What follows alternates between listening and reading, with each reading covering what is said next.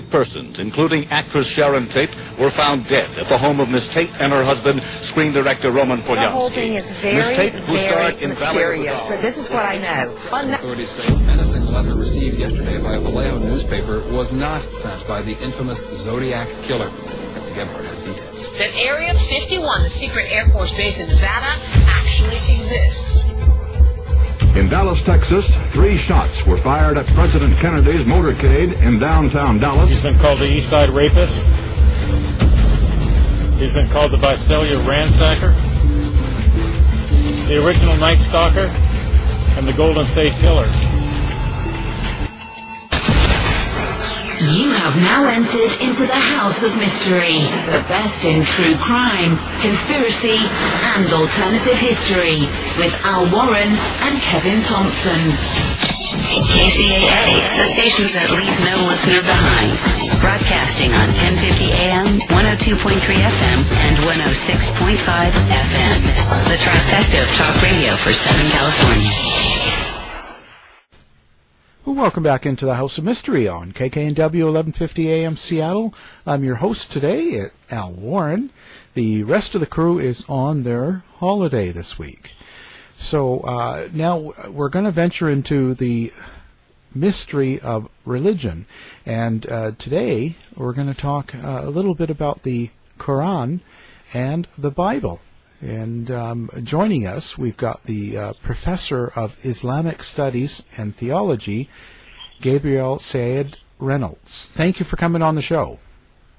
Thanks. I'm delighted to be with you, Al. So let's first talk about you. What drew you into Islamic studies and to where you become a professor? And you've gone a long way with this. What was there a calling for you, or did it just sort of one thing led to another?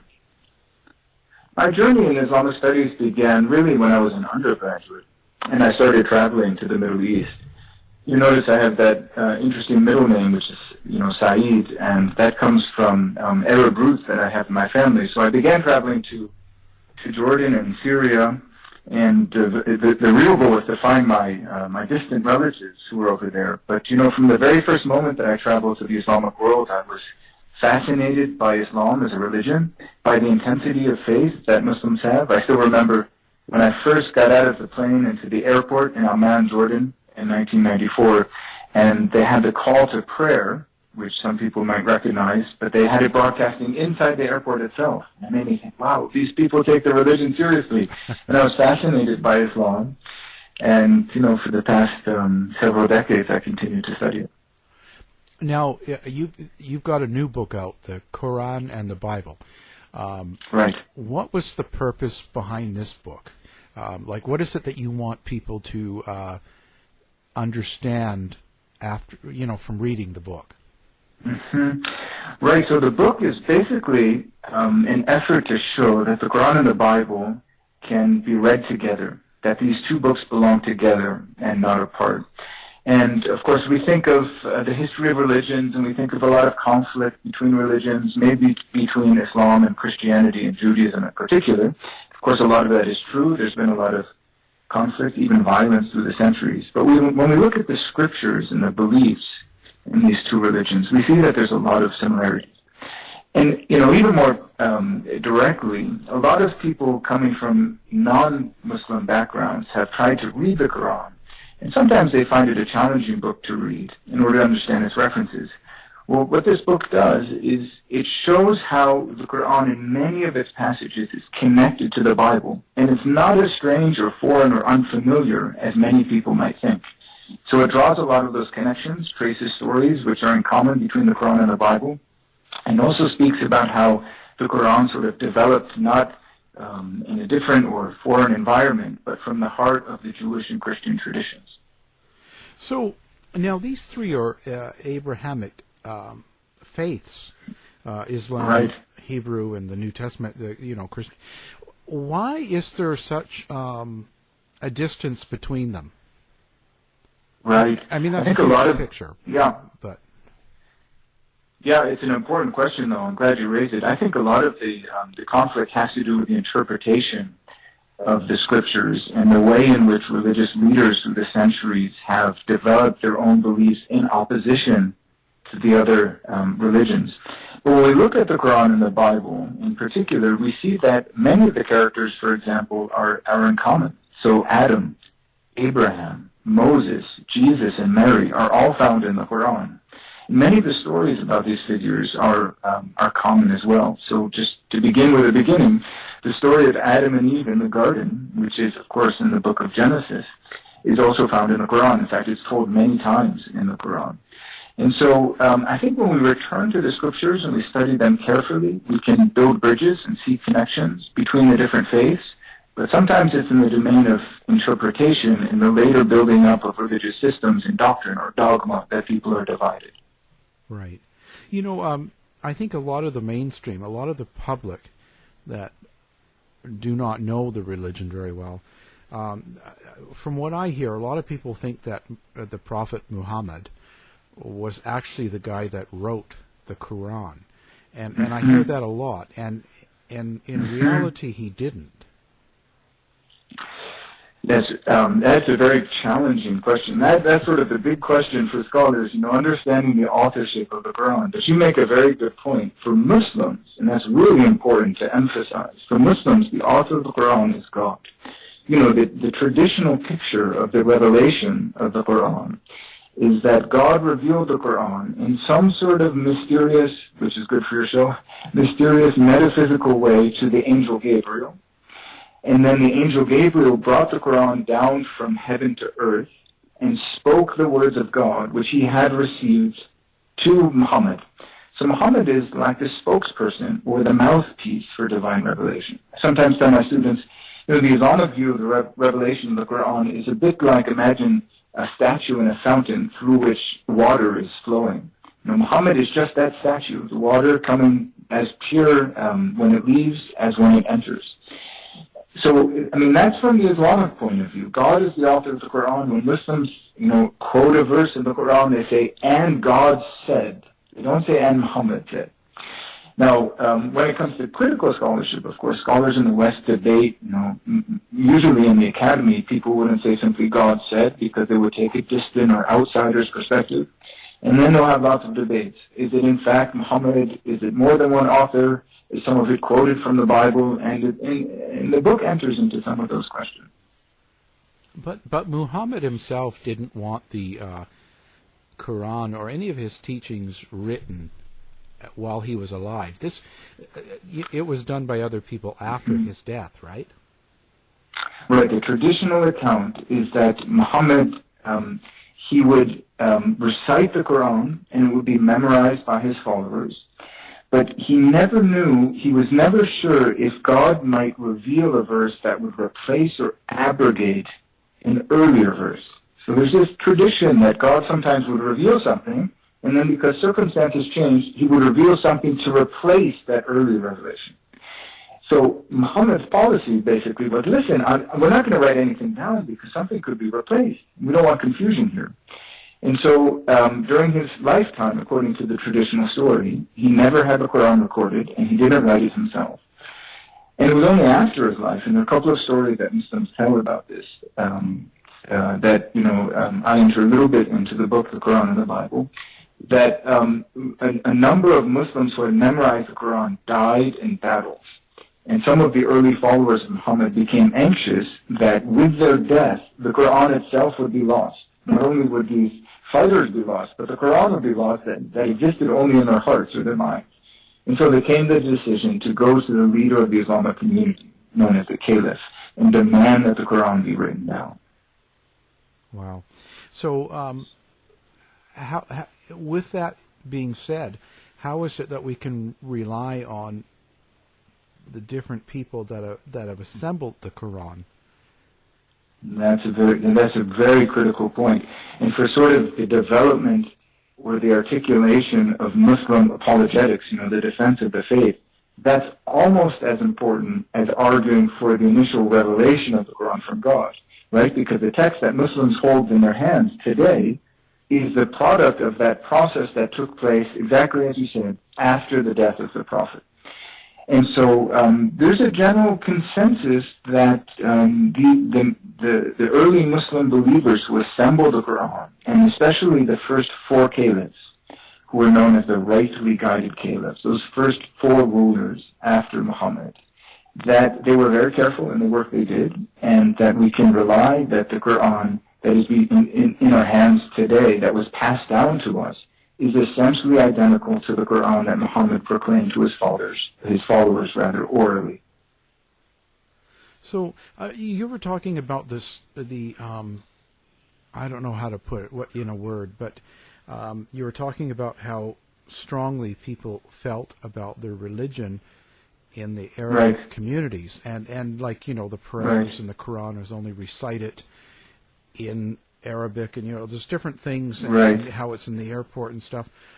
Why is it that the Quran and Islam is so strict, I guess, at their religion as compared to, let's say, Christian or Catholics and Jews even? Right, yeah, that's a very important point. I mean, I think it's true that there's a certain, we could say, universality to Islamic beliefs. There's a saying that Muslims have, which is, Islam is religion and state. The Arabic is deen wa dawla.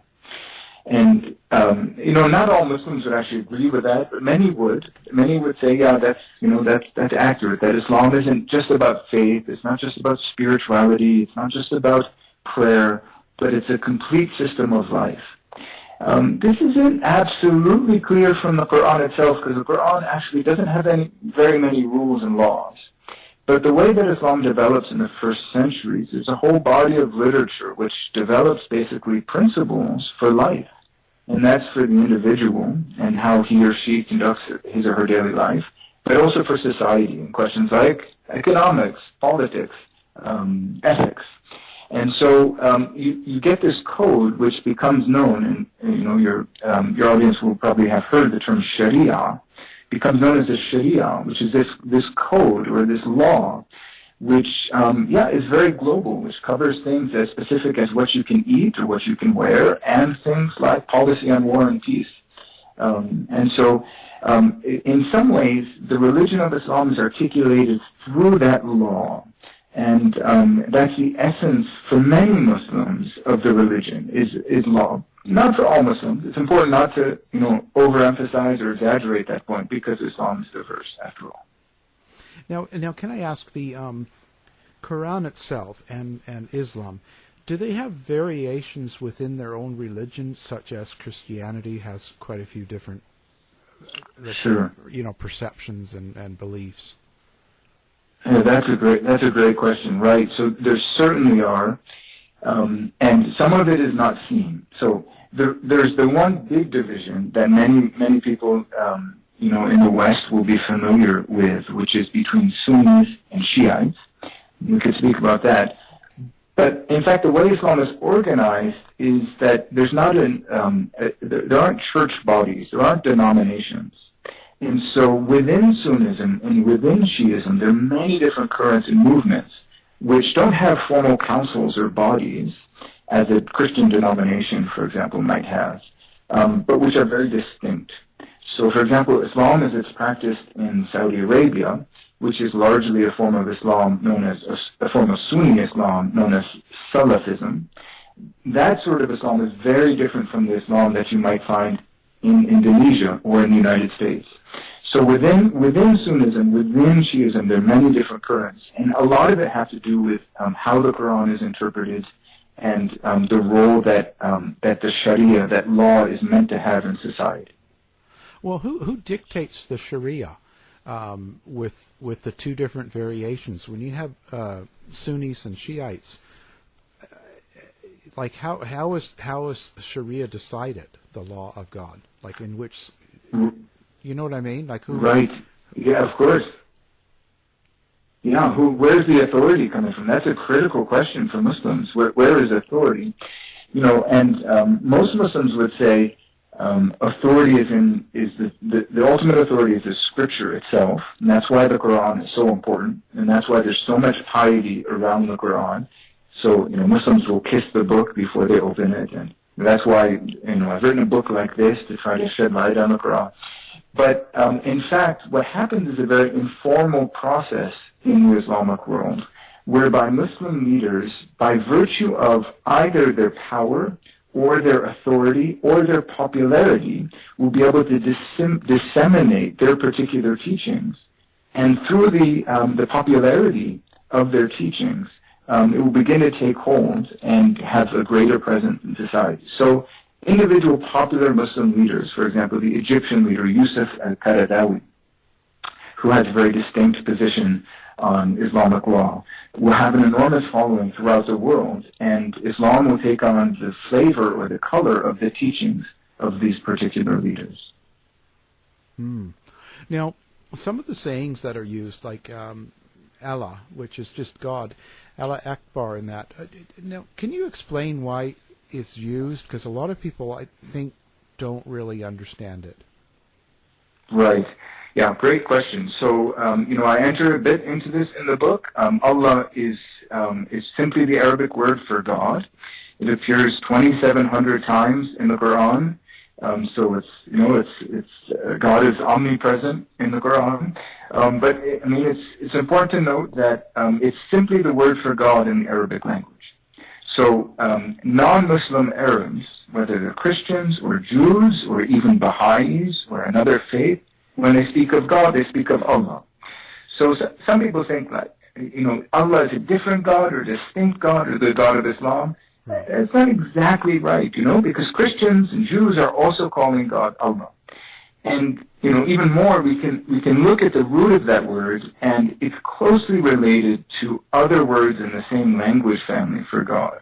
So the word in Hebrew, Elohim, which means God, is related to Allah. And the word in a more obscure language, but a very important Christian language of the Middle East, known as Syriac, is Allah for God, which you can hear is even closer. And so, it's an ancient word that's entered in the Quran, is used for God. Incidentally, in the Quran, it's not the only word used for God, but there's a second word, which is Ar-Rahman, which means the compassionate one, which is also used simply for God. The Quran even says, listen, you don't have to call God Allah. You can also call him Ar-Rahman. Either way is fine. Now, how strict is the Quran for people following it word for word? Because I know there's a lot of people that memorize the entire Quran. So is there something about the Quran that you're supposed to know word to word like that? Yeah, right. That's very, very interesting because, there's great piety surrounding the Quran, as I've already alluded to. It's really central to Islamic societies.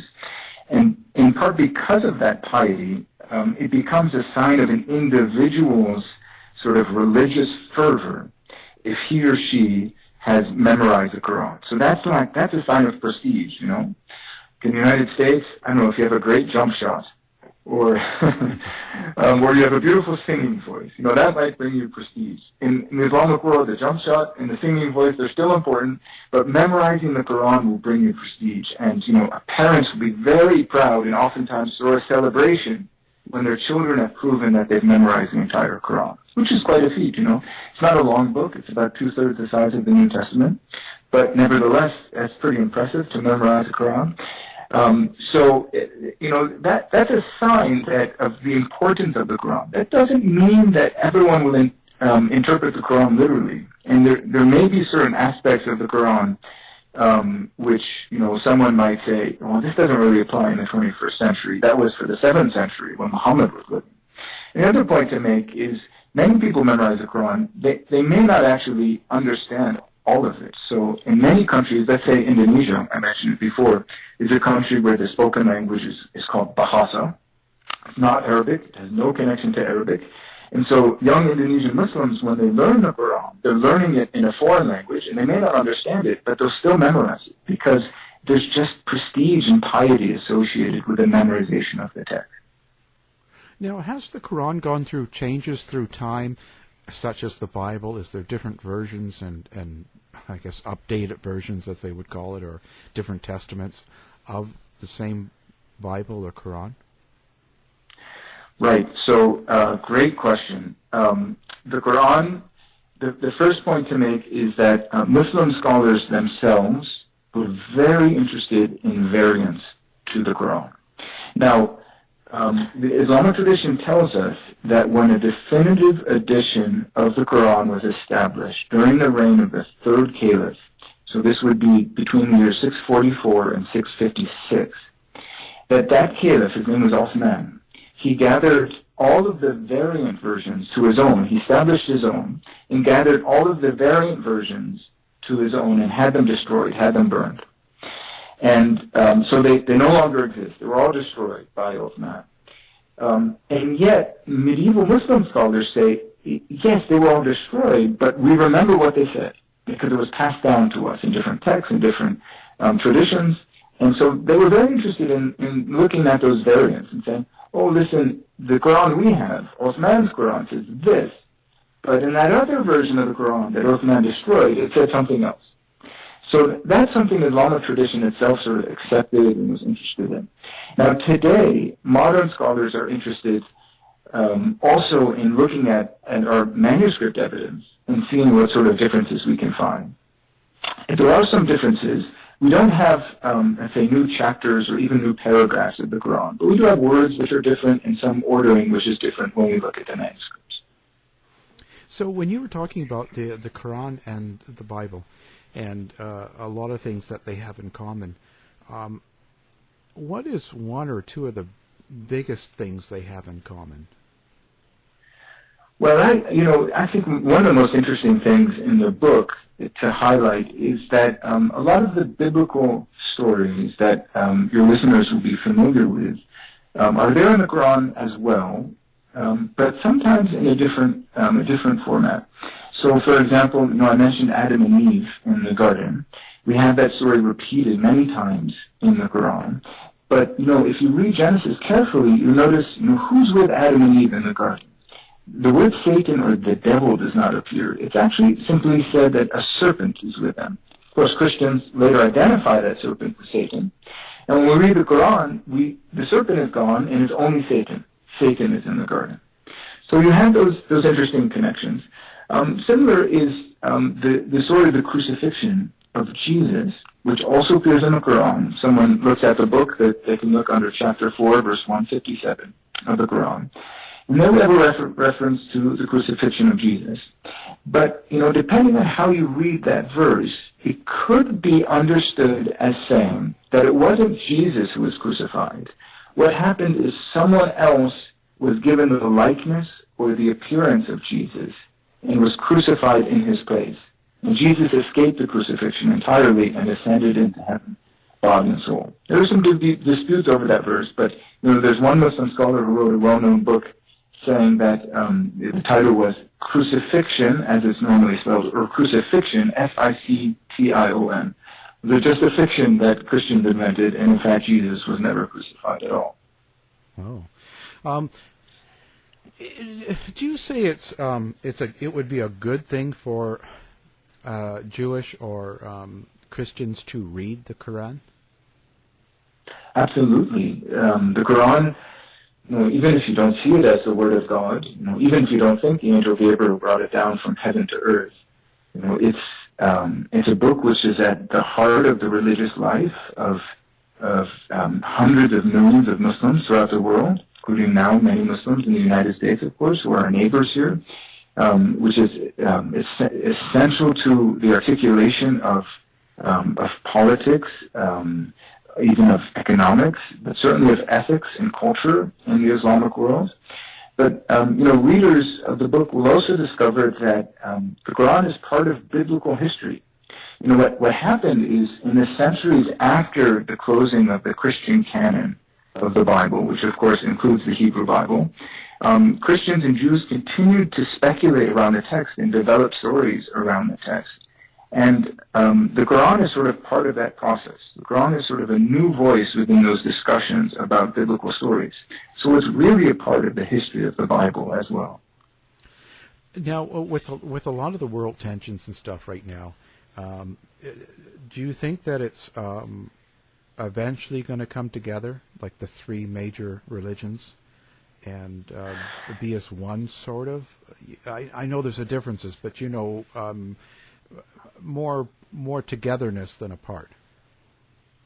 That's a tough one. That's a big question. I mean, what we find right now in the Sunni Islamic world is that there's a real sort of tension or debate going on, even in some places a conflict, between more conservative, assertive forms of Sunni Islam associated with this movement that I referred to before called Salafism, and then Muslims striving for reform and the integration of some of the advances of the Enlightenment and modernity into Islam. So there's a struggle going on in the heart of the Islamic world right now, and we can see that playing out in some of what we're finding going on in Saudi Arabia and in Turkey and other places these days. Now, in terms of looking at the connections between the different religions, well, there are some simple theological questions that are really a question of dispute. One is, do we all worship the same God? Most Christians would say, of course we worship the same God as Jews do, because we share a scripture. The Old Testament for Christians is the Bible for Jews. It's in a different order and things, but basically it's the Bible for Jews. So we must have the same God. The God of Abraham is also the God of Christians. When it comes to Islam, some Christians will hesitate, The Catholic Church seems to be pretty clear that in its teaching that Muslims and Christians worship the same God.